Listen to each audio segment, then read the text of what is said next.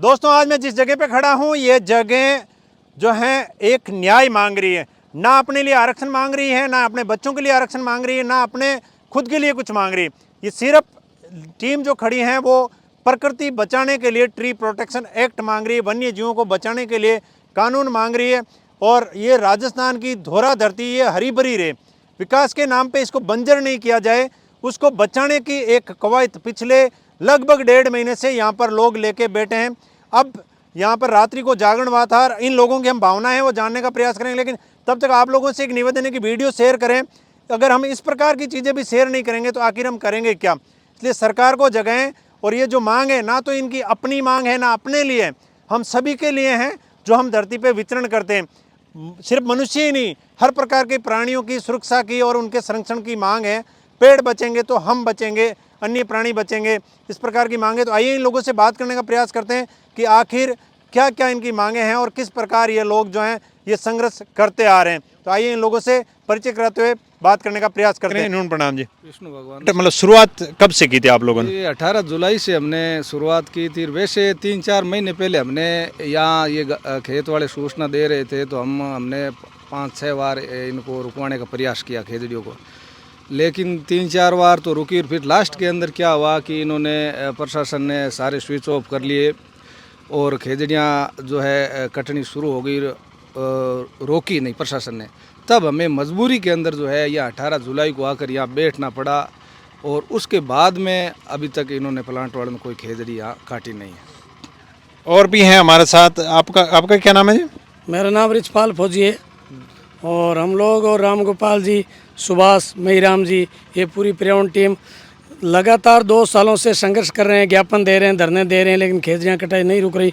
28 जुलाई को बीकानेर कलेक्टर संभाग में जन सुनवाई थी, तो हम कलेक्टर के पास गए तो उन्होंने बोला हमारे पास कोई पावर नहीं है, आप लोग जो करना है कर लो। तो हम लोग जन सुनवाई से बीच में उठ के आके यहाँ पे मौके पे बैठे थे कि हम अपनी जान देंगे लेकिन पेड़ों को नहीं कटने देंगे। हम अपनी मतलब जिंदगी है वो कुर्बान कर देंगे। 363 लोग एक साथ, दुनिया का सबसे बड़ा साको अगर हम कहें तो वो खेजड़ियों के लिए हो चुका है। उस प्रदेश में लगातार फिर भी खेजड़ियाँ कट रही हैं।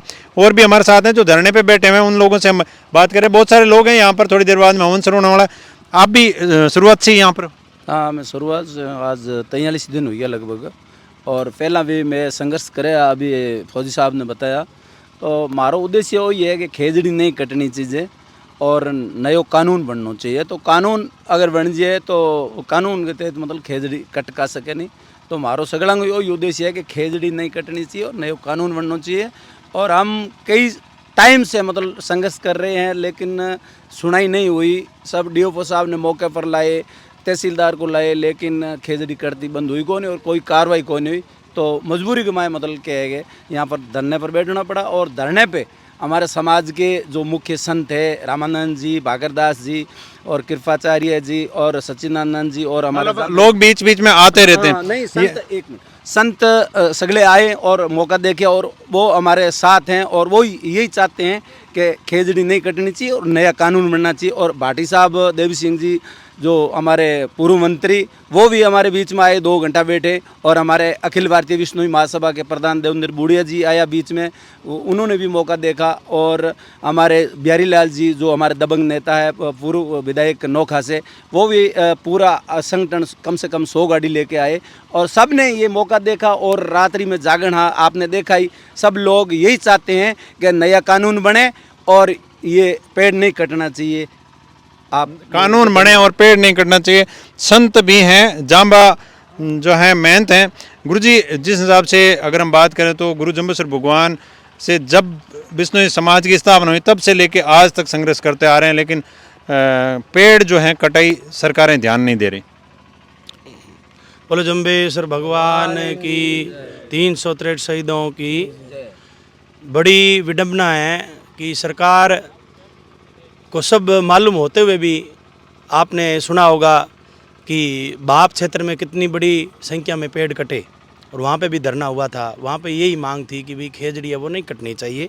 हमें हमारी एक ही मांग है, चाहे आप कानून बनाओ कुछ भी करो, लेकिन हमें हमारा वृक्ष है वो खेजड़ी, वृक्ष नहीं कटना चाहिए। ये हमारे पर्यावरण प्रेमियों की मांग शुरू से रही है, लेकिन आज तक सरकार ने इस पर कोई ध्यान नहीं दिया है। और कितने पेड़ है जो वो कट चुके हैं।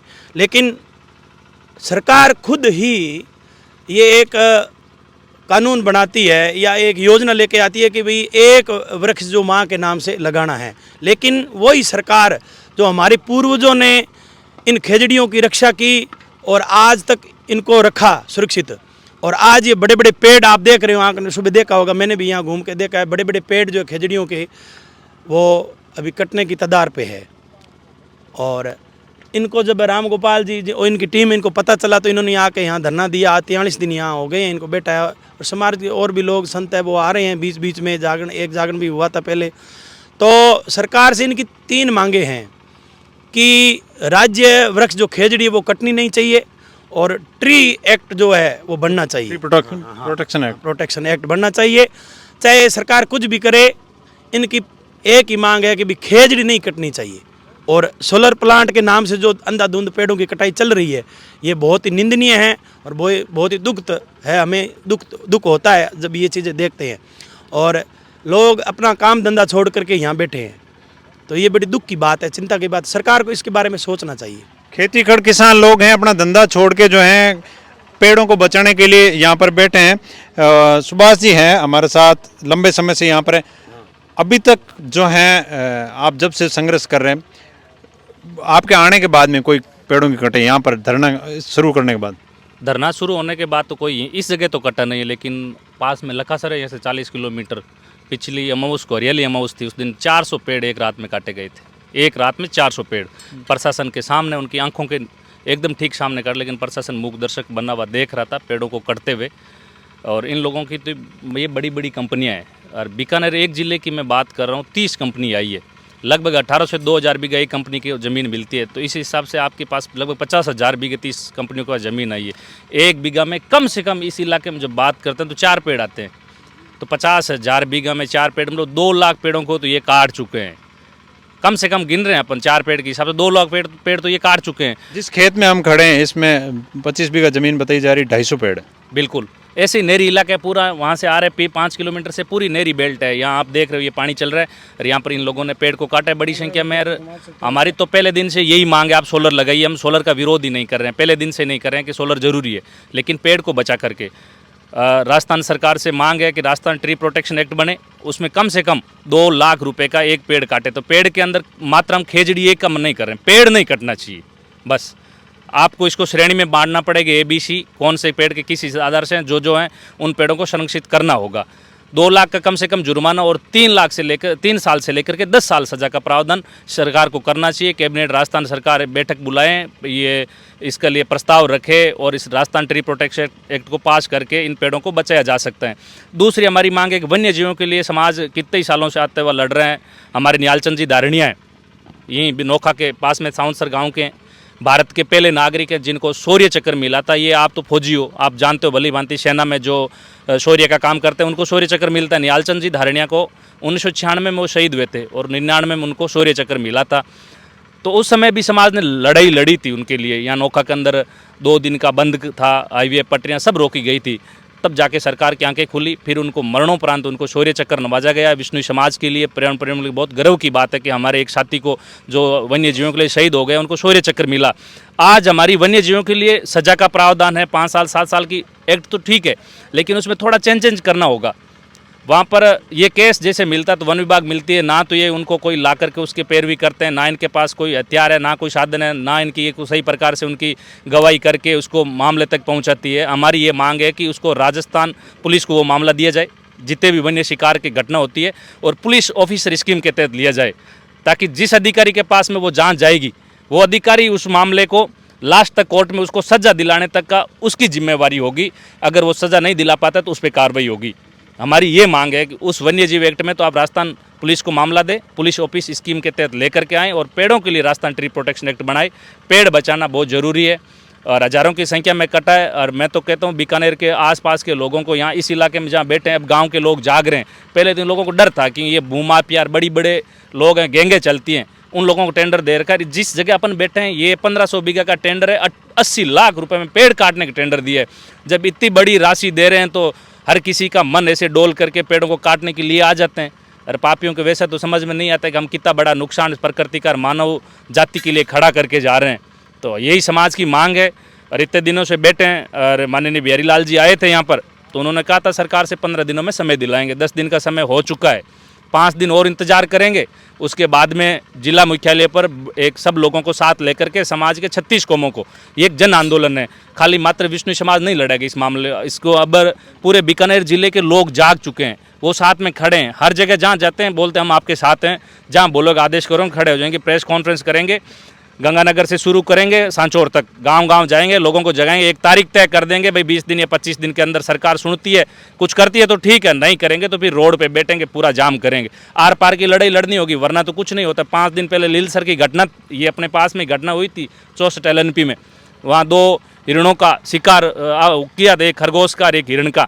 अब उसको नया मोड़ दे दिया कि उसके तो सींग लगातार, वही मेडिकल करने वाले लोग हैं, वही वन विभाग के लोग हैं। 5 दिन में उन्हें जो वन विभाग के अधिकारी थे उनको एक को नागौर दे दिया विष्णु बाउली इलाके में, एक को जोधपुर में, उसको और बढ़ा करके उसको जोधपुर में जहाँ विष्णु समाज के वहाँ वन्य जीवों की बहुत बड़ी तादाद संख्या है। तो मुझे तो लगता है अभी से अंदेशा है कि वहाँ जाकर के ये शिकार की घटना होती है। वो DFO यहाँ बीकानेर था तो लूणकरनसर में हुआ था, छत्तरगढ़ में बहुत सारी घटनाएं हुई। जैसे गंगानगर गया 4 घटनाएं पिछले 2 महीने में उसके कार्यकाल में हो चुकी है। तो उसके कहीं ना कहीं उसके कार्यप्रणाली पर प्रश्न चिन्ह लग रहा है। और वन विभाग ने 5 दिनों में दबाव बना करके उनके एक संस्था है उनके कर्मचारियों की, उसका कोई एक प्रदेश अध्यक्ष था, उन्होंने बोला कि तथाकथित जीव प्रेमी पूरे जो प्रकृति को चाहने वाले लोग हैं उनके ऊपर गलत टिप्पणी की थी। फिर समाज के लोगों ने उसका विरोध किया तो उन्होंने वापस ढुलमुल तरीके से माफ़ी मांगने का प्रयास किया था।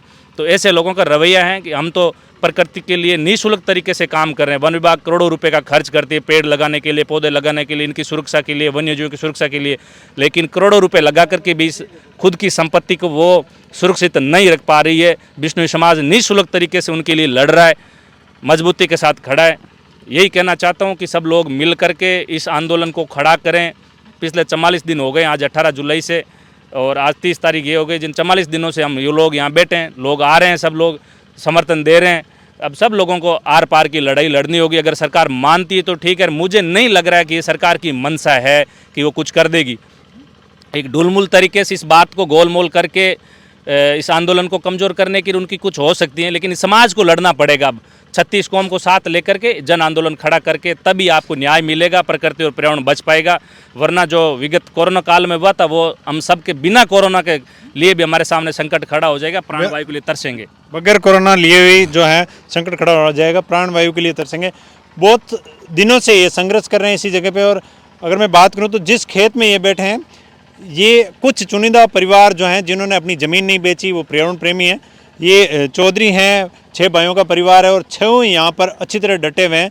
इनके साथ पर्यावरण प्रेमी और ये पूरा जो है यहाँ पर 3-4 परिवार हैं ऐसे जो कि भाई गर्दन कट जाए लेकिन हमारा खेत हैं वो हम नहीं बेचेंगे, पेड़ नहीं कटवाएंगे। इस प्रकार के घर भी यहाँ पर हैं, लेकिन उनकी संख्या कम है, इसलिए यहाँ पर दूसरी जगह से पर्यावरण प्रेमियों को आके और ये पर्यावरण बचाने का प्रयास करना पड़ रहा है। आप लोगों से उम्मीद है कि आप वीडियो शेयर करें, आगे पहुँचाएं और सरकार से जो है निवेदन करें कि ट्री प्रोटेक्शन एक्ट मांग रहे हैं हम, अपने लिए आरक्षण नहीं मांग रहे, हमारे लिए रिजर्वेशन नहीं मांग रहे, बच्चों के लिए नौकरी नहीं मांग रहे, हम कुछ नहीं मांग रहे। जो हरे भरे पेड़ खड़े हैं उनको सुरक्षा दे दो, बस इतना ही इनका एक निवेदन है। इसलिए आप लोगों से निवेदन, वीडियो शेयर करें। मैं फिर हाजिर हूँ, तब तक के लिए जय हिंद, जय भारत।